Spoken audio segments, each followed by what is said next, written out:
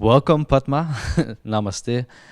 And yeah, would you like to tell a bit about yourself and then also about what you thought of the solo? So thank you, Dane. It's an honor to be, uh, well, I can say in the Netherlands virtually, Yeah. and I really miss the Netherlands. I lived there for a long time. I did a lot of work there, and for me, it's one of the best places in the world for dance. I always say that. And yes, so I'm very happy to be here.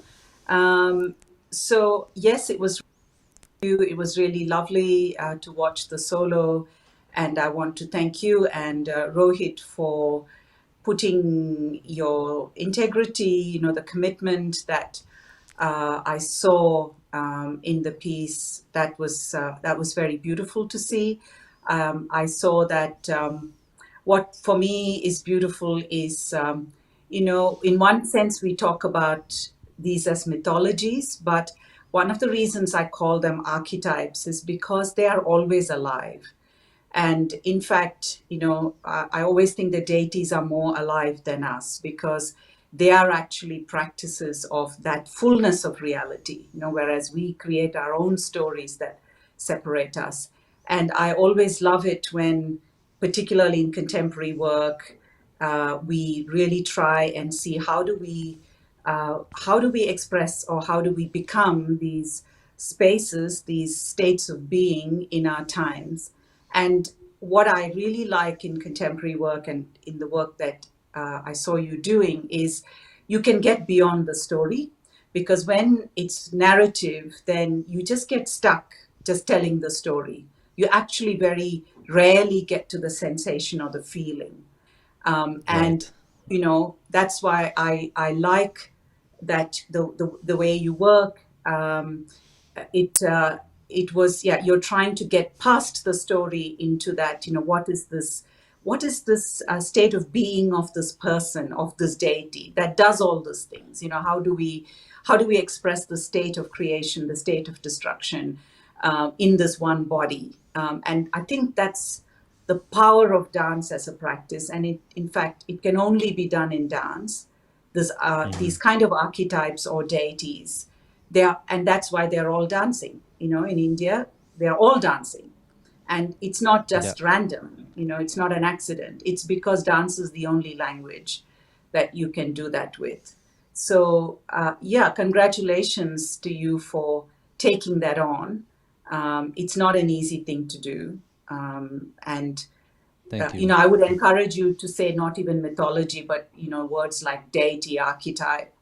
That's sort of, because that's, yeah, it's not a storytelling. It's going really behind the story. Like, what is the feeling behind the story? Yeah. Yeah, Yeah, just for a little bit context for the audience as well, because not all of the watches are, uh, yeah, they are known into this world, so they don't know yeah, about the Indian gods, they don't know about the deities. yeah, Could you tell us a little bit about what Shiva and also Kali is about? Uh, yeah, and also to react on what you just said, um, like dance, it could be only done in the form of dance, and why is dance such a important aspect of yeah, of this, of the archetypes and of the deities? yeah. So, well, of course, there's so much to say about Shiva and Kali, and but my approach is to really not stay so much in the story, because of Yeah. course these deities, they come from very ancient practices. They are ways in which people, ancient people, ancient shamans, ancient priests, dancers, they were all really the same. They were really the same, and Yeah. they they were trying to embody this. What is this reality that is not just the story of ourselves, not just the story that we have created for whatever we see outwardly through our senses, but what is that larger story? What is it that holds all of these experiences together? And so they had different, because that is so big, they had different practices of different deities who showed us different dimensions of that bigger reality. And so Shiva's ancestor is Rudra.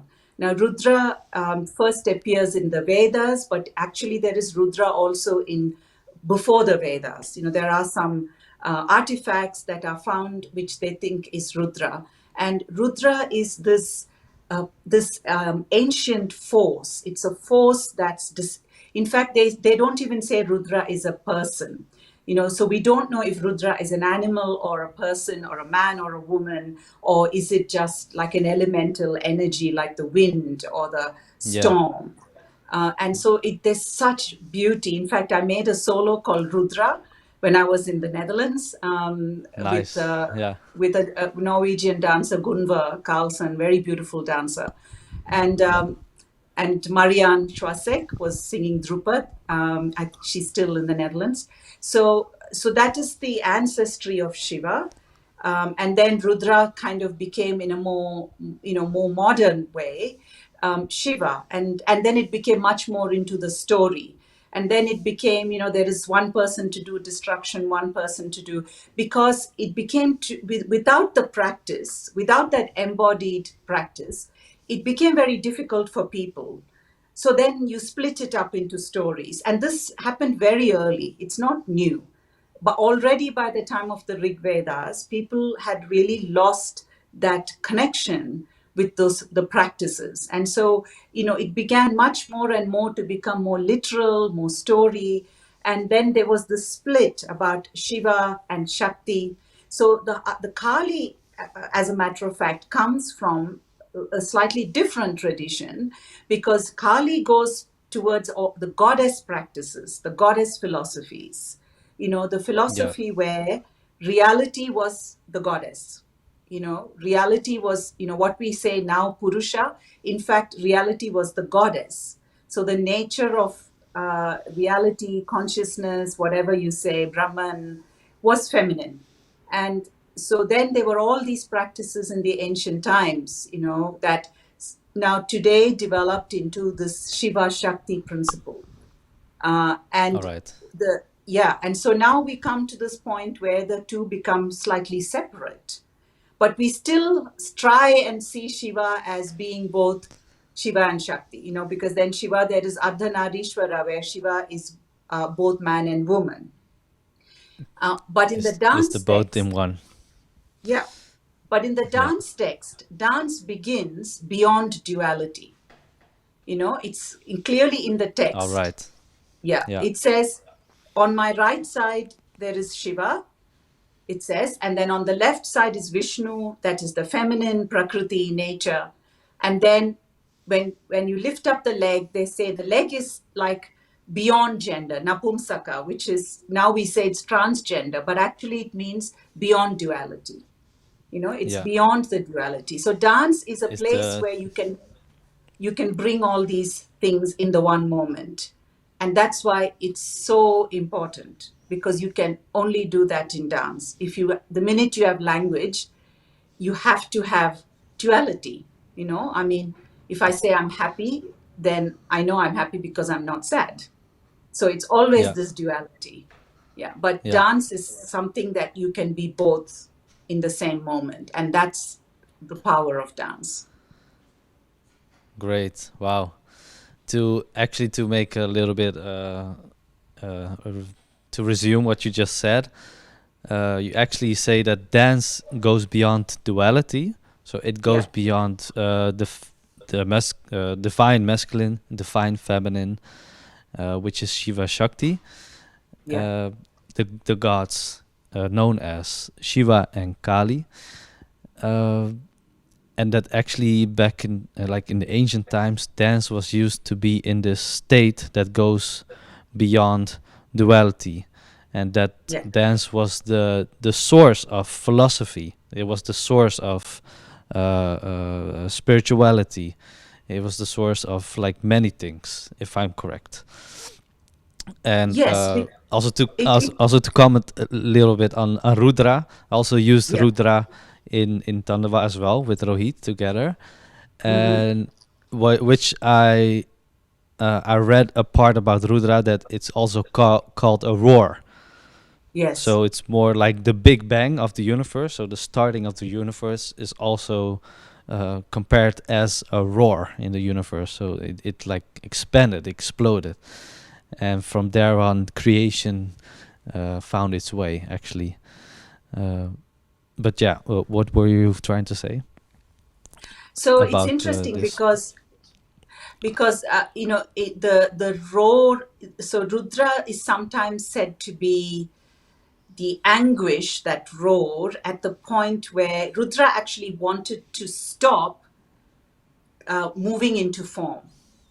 You know, he, she, it, whatever that force Yeah, was trying to stop that movement from beyond form into form.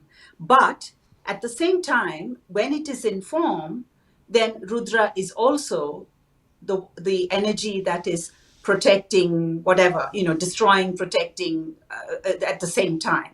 So Rudra is also the healer, and as well as the protector, as well as the destroyer. So this is the thing, is it's very hard for us mentally to think of why is it that somebody who wants to stop coming into form then also takes care of form, because that's our logic, it's the human logic. But yeah. this is a different thing. This The is, dualistic way of thinking, actually. yes, yes. So the excitement with dance is you can really move beyond this rational linear thinking. I mean, I'm not saying all dance is like that, but dance has the capacity to do that more than any other language. And that is why, in the Natya Shastra, which is the text on dance, it says dance is something of itself. It actually doesn't need music or text or anything. It's like, for me, when I read that, I think everything comes from dance, from the movement, from that pulsation of, that's what everything starts. And so, Yeah, of course, I'm very passionate about dance. And for me, yeah, it makes complete sense that it is through dance that you have this philosophical insights, and it's also true in modern history. Dance movements, even in very modern times, have led a lot of, or at least gone side by side with philosophical movements, or even sometimes led it, even in the West. yeah, yeah. Um, Also, I want to take back aspect of Kali, Yeah. because we are living in these like difficult or like hectic times. Like what I experienced myself, these times are forcing yourself to go deeper within, to reinvent yourself, to transform yourself into like a new being or a new state of self. Uh, Before we go on with this interview, I would like to invite you to listen to an intermezzo from Raj Mohan. He's gonna perform for us. So, voor de kijkers thuis, we gaan nu door met een nummer van Raj Mohan. En veel kijkplezier. Yes, dankjewel Raj. Het was een prachtig optreden van Raj Mohan. En we gaan nu weer door met het interview met Padma Menon. Kali is about transformation, peeling off these layers that you think you thought you would be, but you aren't actually. How would you reflect this transformative aspect of Kali in the times we're living now, actually? So, in a certain way, at least in the part of the world I come from, in India, there are philosophical texts which have described when we live in a particular paradigm, which is in this way of looking, our senses and looking outside, and then separating ourselves with our story about ourselves, which is separate. Then what we are in today was inevitable. So it's not, there is no moral or punishment about it. It is just that is just what's going to happen. That's the consequence. So Yeah. the thing about Kali is she's very much like the goddess practices in ancient cultures in many different parts of the world. They have very similar things. It's about this depths, you know. It's about descending. It's about kind of going into the cave within us. So rather than, but it's not about asceticism. It's not withdrawing from life in a kind of ascetic way, but it is really about feeling our own sensation and sensuousness within us. So it is really getting in touch with the depths of ourself, which is the deity. Because when we, Mm-hmm. you know, like the call of the goddess always is turn around and face me, you know, and that is so beautiful. It's so beautiful. And there are certain movements even in the ancient, like the Natya Shastra, which really goes to this practice, which is really about that, you know, retreating, that kind of falling into, you know, that falling into the cave of your own body, falling into your own depths, that sense of not being balanced, which is how we think. But you know, the kind of idea we have about balance is not real. It doesn't exist in reality. So the, but how do we know? Because we have to explore this only through the body, otherwise it's just a thought. You know, when we say Yeah. all these things, it's not real to us because it's so intellectual and it's a thought. But when we bring it into the body and into our depths, then we begin to feel it. And so the goddess tradition in many different cultures, like for example in the Greek tradition there is Persephone, you know, the depths, the, so in many different traditions it's about that descending into the depths. You know, in India you've got the Muladhara, you've got this practice. In fact, dance in olden times was done in caves, you know. So Yeah. it was, that was this really this place that it, not the cave outside but also the cave in our own bodies. So Kali's invitation is always that, is to turn around and face your own depths. And by the depths I don't mean the dark side or the shadow side, because sometimes in Western psychology there is this idea of the shadow, the darkness. This is not that. It's about our sensations. It's about our the, you know, our, before we even go to the feeling stage, you know, that kind of sensation, the sensuousness. That is the deity. That is the goddess.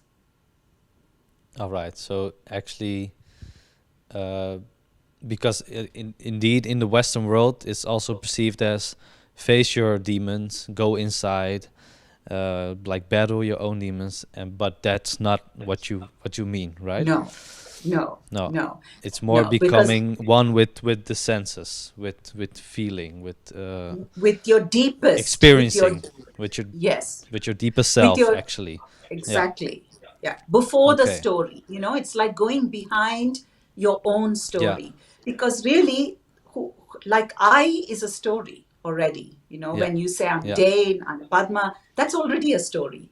So it's like Yeah. going behind. And it's not like demons, and it's not like, that is where we have come to now, because we've lost these goddess traditions, we've lost the goddess practices. So it Yes. Yeah. becomes a place, you know, even with Kali, so now she has become this dangerous person, you know, who has to be feared. And whereas it was about the fact that you need to be very brave to turn around and face her, not because she's demonic, but because you need a lot of courage to face the truth. You know, Yeah. you need to So be a actually, warrior. Yeah. yeah. So actually, what you're saying is to face Kali is to actually face the ugly truth, and like the ugly truth is is somehow and somewhat scary to be confronted with, and like that could reveal layers from yourself that you wouldn't want to confront yourself with. So So I that takes actually don't. courage to face that, or Yeah. yeah. Well, only thing I would say, it's not the ugly truth, because Okay. Or the what is beautiful what truth. yeah, it's the truth, the truth. Because if we The say truth. Yeah. beautiful, then we already have an idea what is beautiful, you know. We are coming with Yeah. a Yeah. story about beauty. We're coming with even, you know, even to use the word truth, it's difficult because we think we know what it is, you know. Yeah. So Yeah. Yeah. we Yeah. can't. The thing is, Kali is the unknown, and she's the unknown, and she's the unknowable. You can't know her. You can Okay. sense Yeah. her. You can sense her. You can move her. You can dance her. You can sense her, but you cannot know her because knowing is like a thought. You Yeah. know, it's a story. Because if the minute you come to thought, you're in a story. So you cannot know Kali. So it means like you're stepping not only into the unknown, but the unknowable. And that is terribly scary for us. You know, it's terribly Yeah. scary because we like control. We're so much creatures of control, you know. We are Yeah. actually a slave to control. You know, we want to control Yeah. everything. And with Kali, it's like you have to just let go. And that's why you have to be a warrior to face her. You know, you have to, Yeah. even in dance preparations, in the traditional way, they used to prepare for a whole day. And part of the preparations was getting into this, the feeling state of the warrior, you know, Yes. because you Yeah. had to find, it was not like, so, no, sometimes we think spiritual things are little like relaxing and, you know, it's a bit of an escape and you do it if you're not good at anything else, you know, you can go and do that, but that's not at Go all. and You have to meditate on a be, mountain. yeah, yeah, you know, Yeah. you Yeah. run away, you can't do, I'm sorry, I can't live. Life is too difficult, so I'll go and, you know, be Yeah. Yeah. a sannyasi. But actually, the opposite is the case. You have to be extraordinarily courageous to Yeah. take this Yeah. on. And that's what Kali is saying, that, you know, are you ready? Are you ready? Do you have the courage to turn around and face me? Not because I'm ugly, but because I'm beautiful. This is my Yeah. beauty, you know? So Yeah. can you change your story? Like, can you give up on this and face me? I mean, it's so moving for me. She's like this incredibly moving practice, Kali. Yeah. Wow. It warms my heart actually, and uh, it like for me the process of being a dancer and a choreographer was also like facing her almost. Like every day Yeah, when I was practicing, I was facing myself, my own correct. body, and my insecurities, and like everything was constantly every day facing yourself, and also Yeah, having the courage to do that every day, and to have that discipline and consistency of facing life every day, actually. And that's what I find really beautiful in your practice, that you have this resilience to take on and to go on. And I think that's also a beautiful bridge to life, actually, how you can take on life, because life is never easy. Also, to make a bridge to the pandemic that's going on, uh, life is just to be lived and to be experienced. And to be in this life is also, I wrote yesterday, it means also to be a warrior at sometimes. You can be a lover, you can be an artist, but sometimes you also need to be in this warrior state to to actually yeah, fight, or to feel strong and to battle against these problems, and to actually realize in the end that it's not a battle, but it's actually you have to surrender to this yeah, to the universal laws or to the universal energies. um, yeah, but you know, the important thing is that firstly we have to actually feel what that is. So in the Veda, for example, it's called Rita. You know, Rita is this movement of reality which has its movement, its own laws, and it has nothing to do with our laws and, you know, our the way in which we have made stories about reality in order to live. It has not. It has actually got nothing to do with that, and that is part of the reason for the conflict, because we are not able to live as we can see now, we come to points where all these things are in conflict and we don't know what to do. So if we do something for the health, then it's affecting some other part of the society. For the economy, if we do something for the economy, then the climate is being affected. If we do something, so we have come really to a point where we have all these different stories that are not, they are not congruent anymore. And yet No. this No. Rita, this Rita is about the whole of reality. And we are a Okay. part of Yeah. that. And so Yeah.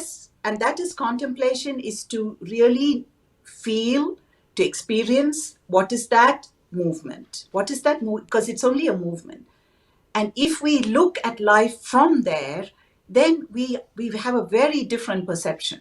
It is like it changes the architecture of your perception inside. It completely changes how you see, what you, how you use your senses, how you feel in your body. It's a very visceral thing. It's not just some abstract kind of philosophy. It is actually something deeply embodied. And I just feel like that is why these embodied traditions, which we think are so unimportant, are really where radical change can happen. And in fact, this also is said in the text that transformation, even about the goddess, it is said that the truth, radical transformation, is always where we discard, where we reject. It is Yeah. even said Yeah. in the Kali practice. For example, if you look at the Mahavidyas, which is the 10 forms of the goddess, many of those goddesses are about being outcasts, being in cremation grounds, because it is exactly where we reject that there is magic. So Wow. that's where I keep saying we don't consider these kind of dance practices. I mean, contemplative dance. We can have dance for different purposes. So we have to also make that distinction. Of course, it's important to have dance as entertainment, dance for, social activism. But contemplative dance is what is going to change that fundamental paradigm. And that is really, it is invisible to us today in our times. We just, Yeah. we don't see that role for dance. All right. Uh, yeah. Actually, we came to the end of this interview. I need to like round it up. Yeah. I want to like thank you very much of on your insights about this big subject. I hope the people at home could follow this conversation and to like also feel what you had to say about transformation, about the message of the deities, and also what you just explained about what the movement is in the world, about this line and this movement. I think I find you described it really beautifully. Uh, like to end this interview, would you like to give a last message to our watchers and to like what concerning this subject? What is your message in like one sentence?